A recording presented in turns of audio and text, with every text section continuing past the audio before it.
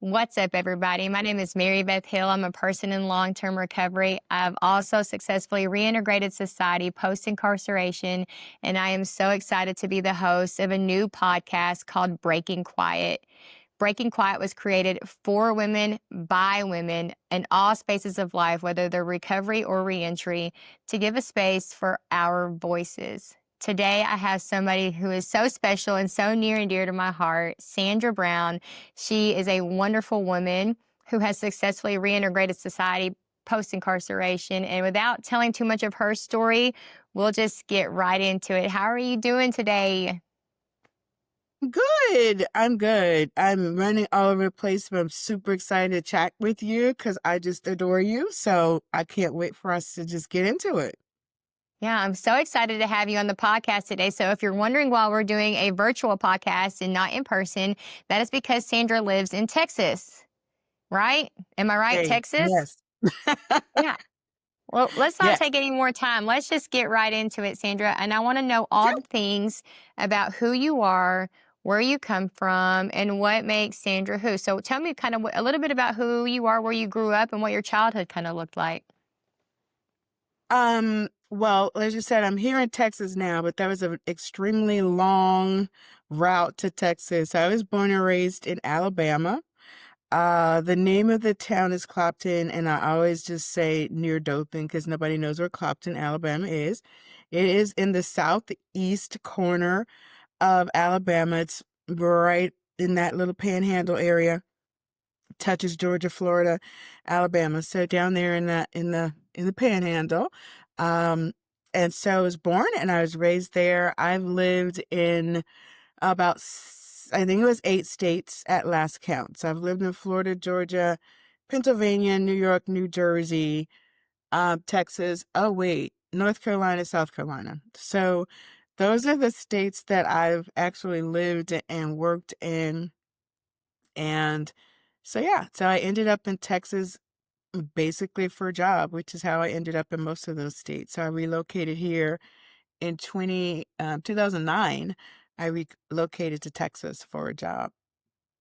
So this podcast is actually going to be a little bit different because unlike the ones of the stories that you've heard prior to Sandra's, we've talked about a lot about addiction and how those choices in our lives have led us to incarceration. But that's not your story, right?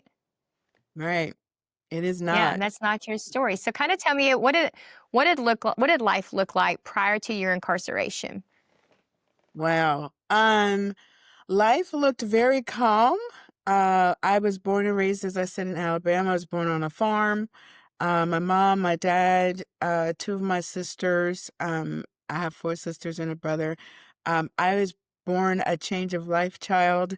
For those that don't know, change of life just means your mom was kind of old to have you at the time. So she was literally going through the change when surprise, uh, I was born.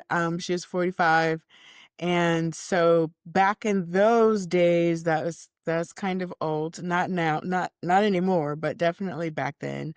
Um, but my process to getting here in this recovery world, I always tell people it found me.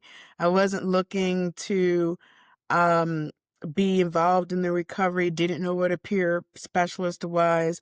I basically was in higher ed, administration professor, four different colleges, and I made choices. I'll say, you can read my book, shameless plug for my book, but I Yeah, made no, go choices ahead that and plug needed. yourself. Yeah, plug it. I made choices on Amazon. Choices, Dr. Sandra Smith. But it tells the entire story from the day I was born up until about 2013 or 14.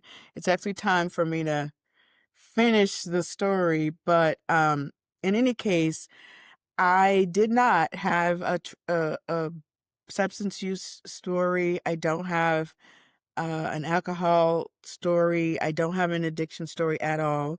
I don't have a mental health challenge story, but I will say it was trauma.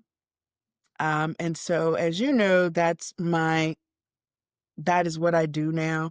is I talk to people about trauma. I talk to people about the effects of trauma. I've done a lot of writing and research and information sharing, have written curricula about reentry. And so that is my definition or my defining of recovery is recovering from a place that people have experienced that we don't really talk about the cause of Absolutely. incarceration. So yeah, Yeah, what's crazy is I talk about this, and we've actually been fortunate enough to be in the same spaces in the recovery field now. But that's something that we talk about all the time is, and I love whenever I go, one of my favorite places to go speak are I really love going to the younger generation. I love going to the kids, whenever they're really not experiencing substance use issues, but they're on the verge of it. And, they know is that they have life problems, and I always ask them that question, like, what do you think the gateway drug is, and they're always like weed or marijuana or, nowadays they say like vapes. Always hear vapes. But I'm like, you have no idea that the gateway drug is not even a drug at all, but it is trauma. We use the drugs and the alcohol as a ways to cope with our lives and try to handle the things that we're experiencing because we don't know what to do with it, And so if we look back at every individual in their life, whether they have a substance use problem or they have an alcohol problem or they are reintegrating society back from incarceration, what is the common denominator that we all share? And that's trauma, right?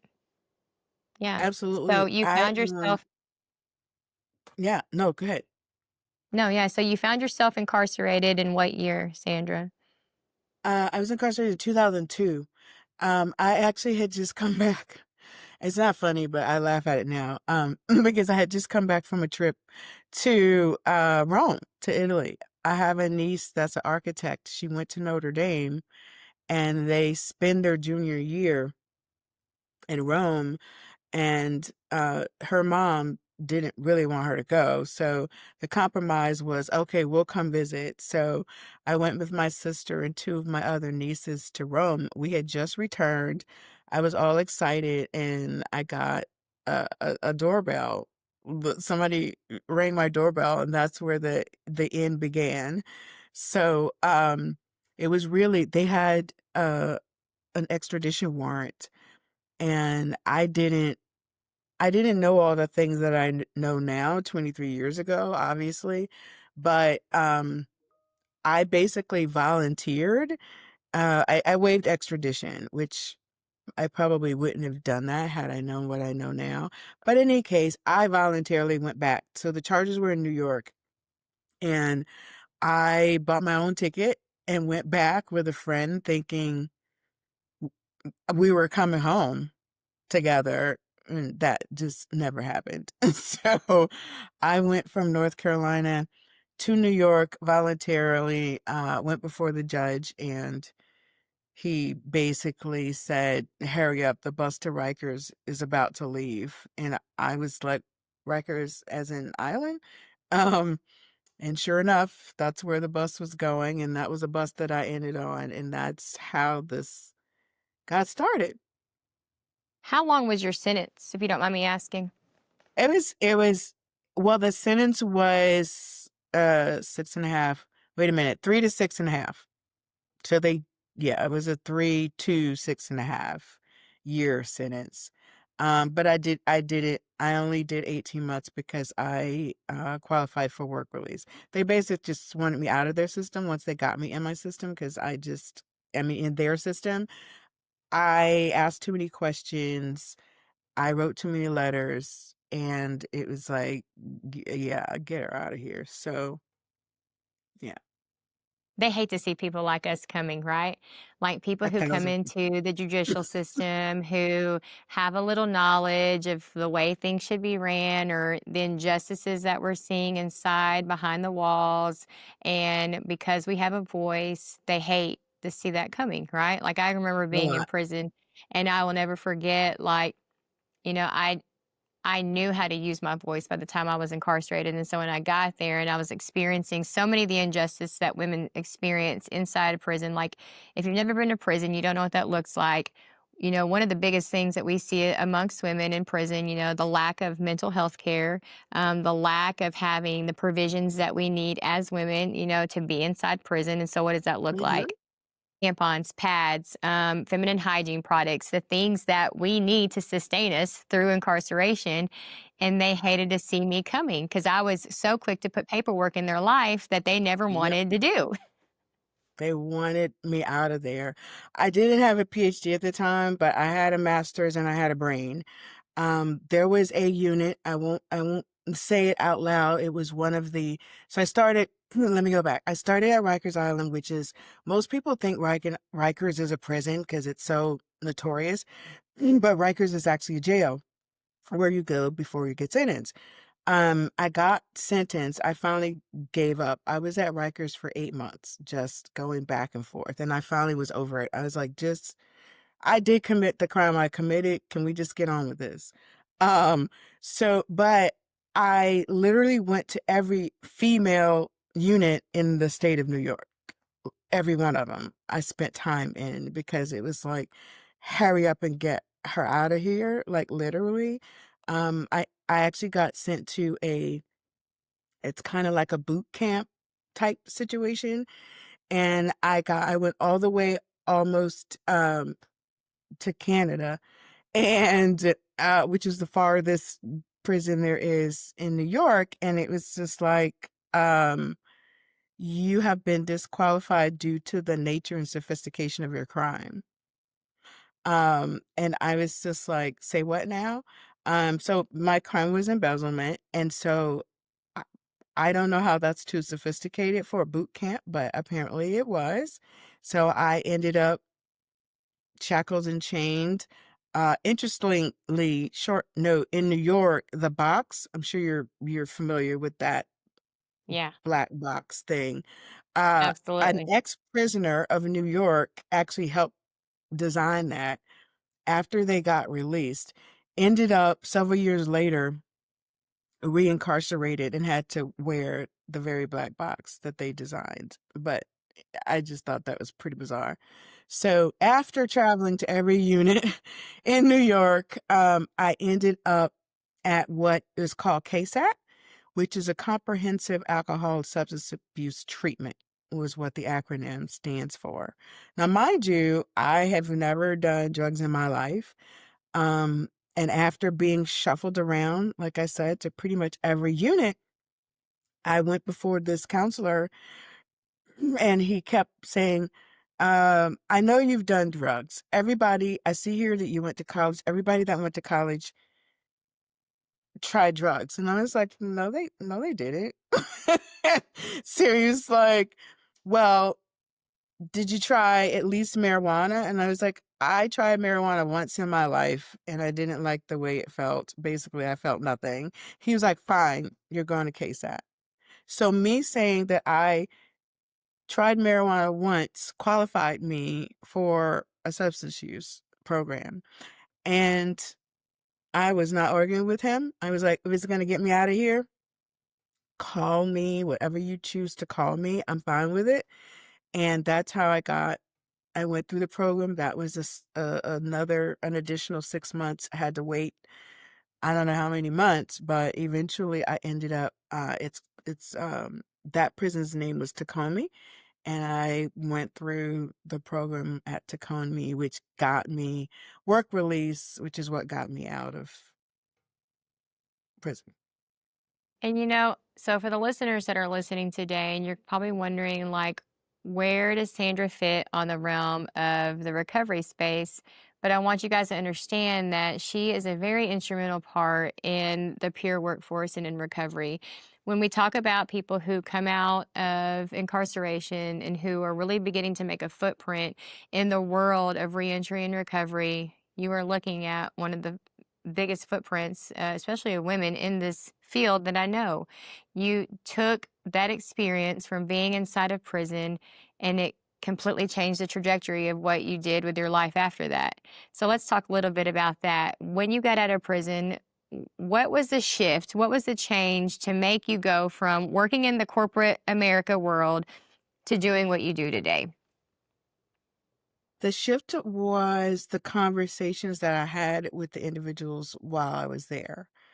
Um, I went in with um, this idea that, how did this happen to me? Blah, blah, blah, blah, blah, blah. And the answer was because you committed a crime. Um, but then I literally started having individual conversations with people who were incarcerated because they had been convicted of prostitution multiple times and ended up with some drug charges, blah, blah, blah. But it all started because they couldn't feed their kid, or there was somebody that was in there for murder. But it turns out they had been abused for years and years and years. And what they needed was support and a safe place, and they ended up incarcerated.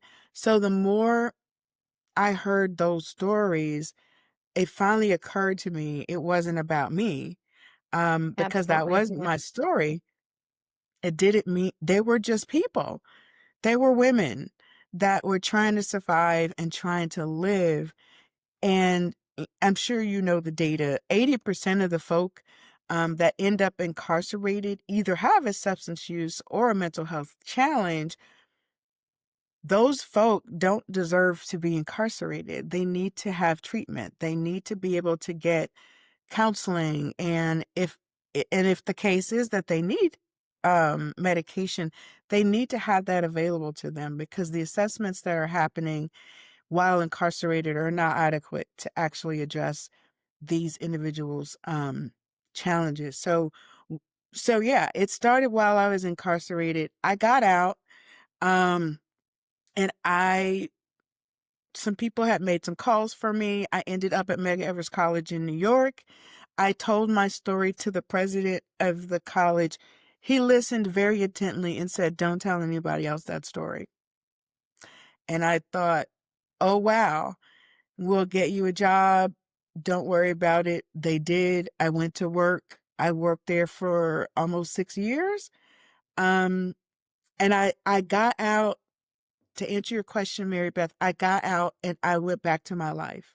I didn't, I didn't even know there was a recovery world. I didn't know there was peer support. I got out, I got that job. I left there, I think it was 6 years. I went back, I got my PhD while I was there. I ended up moving to Atlanta in 2009. I got offered a job at Strayer University. I was a professor. I got promoted, and that's how I got to Texas. I got interviewed, and they wanted me to come to Texas. I came to Texas. I worked here at Strayer. They laid us off in 2013. There was a mass layoff. They laid off 100 people.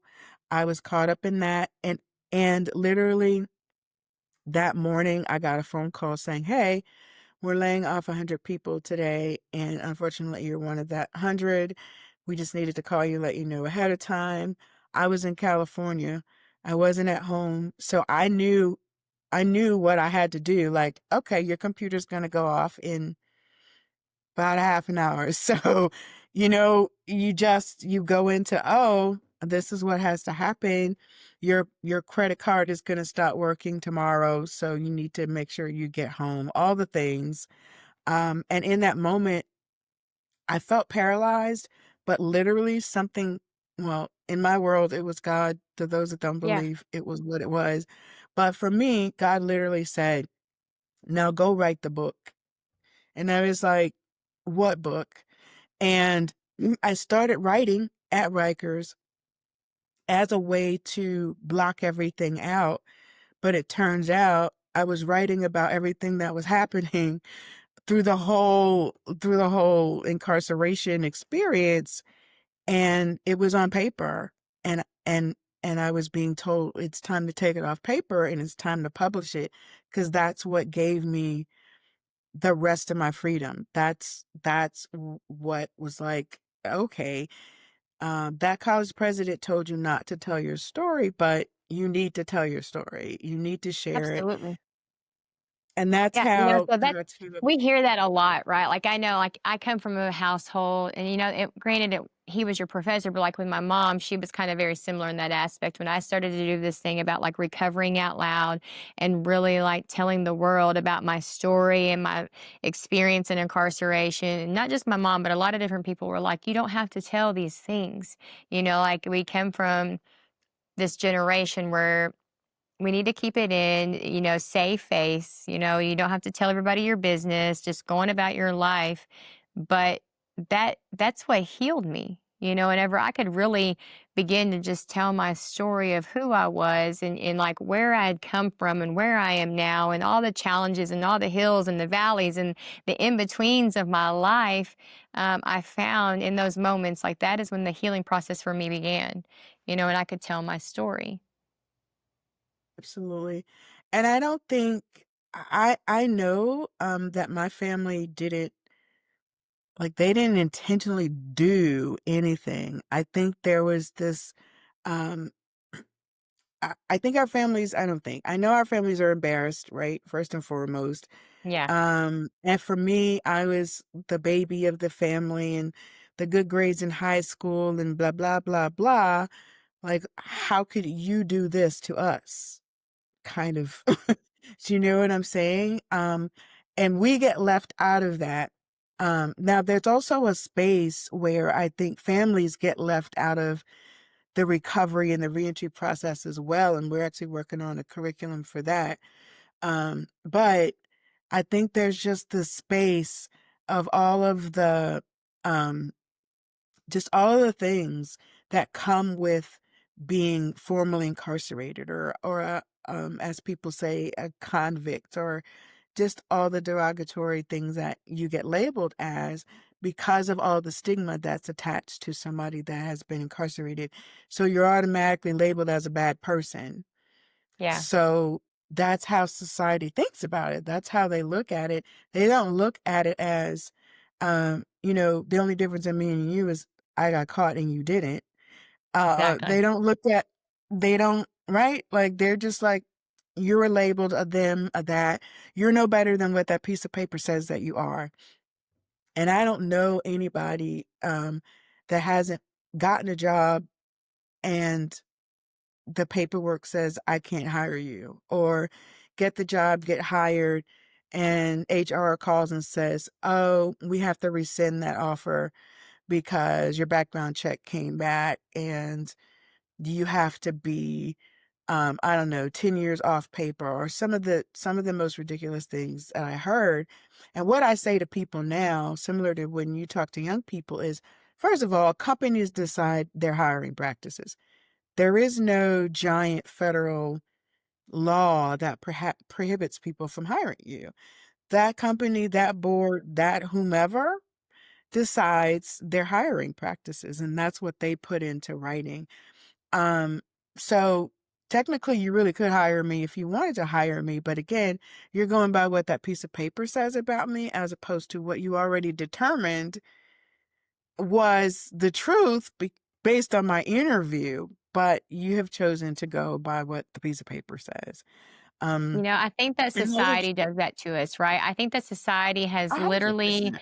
instilled this little piece into our brain that tells us that we are not employable, that we are not worthy, that we are always going to be like you said, the convict, the person who's been to prison, the inmate, that we are defined by this past that we have. And I can't tell you how many people I see posts all the time on my Facebook. Do we know any felon friendly hiring places? And I always respond, You everywhere. hate it? And they're like, everywhere. Exactly. Everywhere.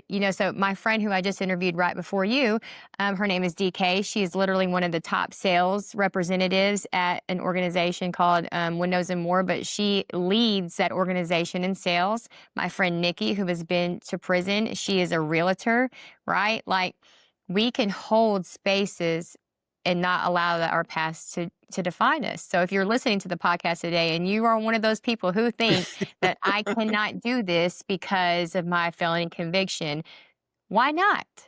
Who says? You know what I mean? Like, who says that we can't be these badass women in recovery and reentry who can work in the same spaces? Why are we not deserving? I would take it even a step further, Mary Beth, and say we probably qualify more than most because if there's one thing that's never going to happen to me again is I'm not doing anything to land myself back in that hell of a place. So I feel like I could probably be trusted to do a job much better than a lot of people that, again, they're going judging people based on a piece of paper, as opposed Absolutely. to what I've done in the last 23 years, getting ready to be 24 years since I was out. Um, and the curricula that I've developed and the people that we've gone in and had them understand trauma, to put a name to their stuff, put a name to things that they experienced that nobody knew. At 5 and you're 45 and you finally feel safe enough to have those conversations. So 40 years of trauma literally gets lifted off of you because we're able to create environments where people feel safe to have those conversations. There's like that for me is the ultimate. So, being able to come out, understand, what that feels like and what it looks like from an internal perspective, but also having had those conversations with those women that were just people, that were just trying to live their lives, that were just trying to pay their families. And so often they just got caught up in a system that is not forgiving, that is very And it's truly punitive, broken. that is not Yeah. about it's not about rehabilitation. It's not about any of the things that we thought it was about. So then we do get to be out here and we do get to be badasses because we know what it looks like and what's required to try to help those folk. We can't do it for them. They have to be willing, but we can help them with the resources and we can definitely help them um, with that understanding of trauma, where I've been blessed to be able to write and create and develop again curricula about reentry, but also about trauma, about the before, during, and after effects of trauma that got coined and trademarked and now is in pay-tell tablets in 65 jails in the United States. And I don't say that, I say that because for me, it just reiterates that you have to find your way. Society is not going to be this kind, forgiving place. It ain't going to happen. You have got to kick your own door down and you have to find your own space, but it is doable. And there are people that can support and will help and will listen. And it ain't easy, but most things worth having aren't necessarily easy, but they're definitely accomplishable if you apply yourself. I wish that you could have been at this conference that I was at here recently. It was called Decarcerate. And we really highlighted and focused on, looking at the judicial system in Arkansas as a whole and what that looks like. Judge Wendell Griffin gave this wonderful presentation, and it's shocking to know. I don't know what Texas looks like, but if you look at the rates of people who are incarcerated in the state of Arkansas per capita, so every 100,000 people in the state of Arkansas, there are 912 people who are incarcerated, and we are number one, leading not just the nation but the world in incarceration rates. I recently Wow. saw a tweet from our governor that said that we needed to build, she's really working and she's emphasizing putting in more prisons in the state of Arkansas to help clean up the streets of and to make Arkansas safe. And in my mind, I'm like, what is happening, right? Like, this I is get it. not the answer. Mass Nope. incarceration is not the answer to fix a problem, because eventually these people will come out of They're prison gonna just get like out. myself. We will eventually reintegrate society, and then we have the same problem that we had before they went in. So now we've spent millions of dollars building these facilities to house these individuals, but where is the programming? Where is the mental health? Where are the things that are going to teach these individuals to not come back? Like, that's the thing. Like, I mean, we look at the people in It's our not community. designed. Yeah, it's Huh? not designed to do that. The Right. prison system's not designed for that. And that's the biggest thing I say to people is we hear so many times, that such and such state is implementing programming and it's doing this and the other. And it's like you just literally said, you have a governor that thinks putting building more jails.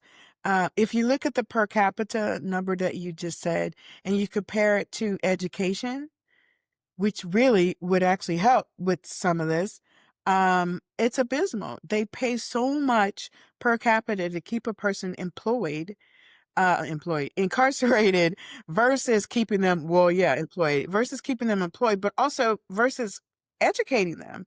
Like there's so many studies, there's so much data out there. And if states would take the time to look at those numbers for what they really are, that, hey, maybe if we took some of this incarceration money and put it into education, that it would actually decrease the number of people that are being incarcerated.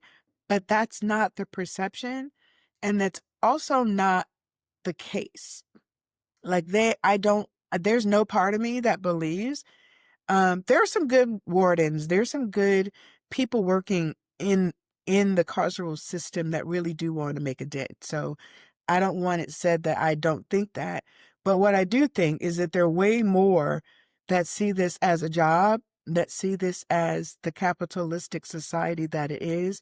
You look at privatized prisons, you look at the revenue that privatized prisons are making, juxtaposed to what it looks like for the programming that they're providing. And so much data right now that shows InReach is so much more successful than just having people come in, provide programming, and then they leave. And then they are released. And then everything that they understood about support, they get released. Excuse me. People know where people are being released from prison and they know what time they're released from prison. So instead of a peer specialist going to pick them up, their pimp or their abuser or their whatever goes to pick them up, and the cycle literally starts over again. Absolutely. What would it look Yeah. like to provide peer support inside 6 months to release, even 3 months? I would feel better about than not at all. But 3 months to release, and that same peer specialist actually picks you up. That same peer specialist who's made a recovery plan for you, and they know the address that you're going to, or they've arranged for you to go, even if it's to reentry housing or whatever it looks like. But just knowing that that person that has been through what I've been through is going to be there to pick me up. And that's called continuity of care. That's called Absolutely. figuring out a way to give people an opportunity to really reintegrate and to start the recovery process, regardless of if it's mental health or substance use, or I just got caught up in this hellified system and it's worth recovering from in and of itself. And to that point, SAMHSA created, before everything went to hell in the handbasket, SAMHSA understood and felt that incarceration needed to be added as its own unit. So SAMHSA actually recognized SAMHSA, for your view, is the Substance Abuse and Mental Health Services Administration, which is the federal government's now is I think SAMHSA's gonna have an opportunity to remain SAMHSA, but the point is it's the entity of the federal government that oversees mental health and substance use for the United States, and it actually created a reentry division because they understood, and the data again speaks for itself, that this is a huge part of our country, that we have an opportunity to help them start the healing process and recovery as well. Yeah. Sandra, so what organization do you currently work for right now? I currently work for One World Recovery Network, which is a 501c3 recovery organization. And OWN actually has the CARS, the Center for Addiction Recovery Support, which is a SAMHSA grant. And my desk is glass, but if it were wood, I would knock on it. It's one of the two or larger SAMHSA grants that have survived this political climate to provide technical assistance to organizations throughout the country. Um, and that technical assistance is around substance abuse and mental health and reentry. It's creating peer organizations. It's supporting implementation work. It's what does it look like for a startup RCO, recovery community organization? What does it look like? I want to do it. I want to start it. I want to start it right. I don't know how to do a budget. I just know I want to do this work and I want to support people. So there are consultants that can help in pretty much any area of recovery throughout the country. So it's an amazing opportunity as well for people to get free support because the center is funded to support those initiatives. Yeah, that's amazing. So, for you listeners who don't know, I do work for a national organization as well called the Archway Institute and the National Peer Recovery Alliance. And it's such an amazing space where we are able to meet and collaborate with people who are like minded, who are really trying to look at making the landscape for recovery, substance use, mental health, and reentry different. You know, I can't help but think, we are making a change. The things and the stuff that we are doing each and every day is making a change, whether we see it or not. I will say this about Arkansas. We are very fortunate enough, whenever our friend Jimmy McGill, whenever he was the director of peer services here in Arkansas, whenever he started to implement the programs into the facilities. So we have a taste of that here in Arkansas where we do happen to see, at the lower level, in the county jails, a little more compassion from numerous different sheriffs and organizations that allow for these peer-led programs to be held inside their facilities. People don't realize the power of peer support, and I don't just say peer support as a profession, which is super vital, but the power of lived experience, right? Of one person who has lived through these traumatic experiences being able to walk next to a person and say, "Hey, I've been there too. Let me show you that there's a different way." You know, I, my hope and my dream, is one day to see a peer support specialist working in all levels, whether it is the traffic court, whether it is the district court, as soon as they're going in for these first time charges, to have that person with lived experience saying, "Hey, let me show you how to do something different," so that we're not continuously caught in this perpetuating cycle of in and out, back and forth. You know how it is. I mean, I can say we were both very fortunate that once we went to prison and we committed those crimes, I never went back. You know what I mean? That was enough. That was all that I needed in my life. And I was like, "Oh, I had a taste of this. I'm done." Good. That's we're fortunate Yeah. because that is not the story for so many people. Yes. So many people have to Most. keep going back and getting a little taste, a little more of that. We talked about that earlier about accountability. They have to be willing to take that accountability to say that, like, I want to do something different, but most of the time they just don't know the way.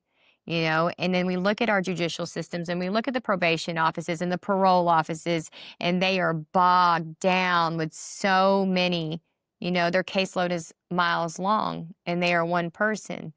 um, you know, so the peer support factor, I will rep it until the day that I die. I will advocate it for peer support until the day 1,000%. that I die because I have watched it and I have seen so many miracles happen whenever we allow people with criminal, and let's be realistic. So this is another challenge that we face.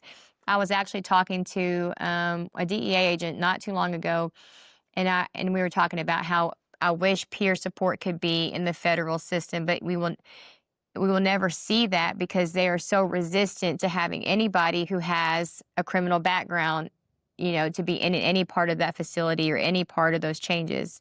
So I continue to foster those connections, like, "Hey, I can't work for you, right? Like, but I'm here to help you."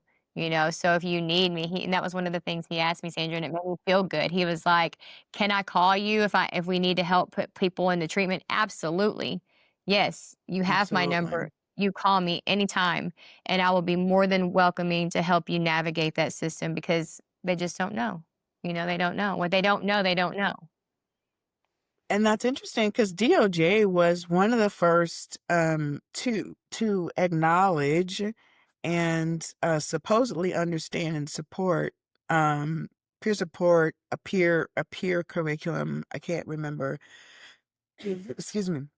I can't remember exactly what year it was, but I was shocked because what you say is true. It's like, wait, how are you supporting? How's Department of Justice supporting creating curricula that can never be taught inside by people that could be the only people that could teach it? Because peer support means, and I have lived experience.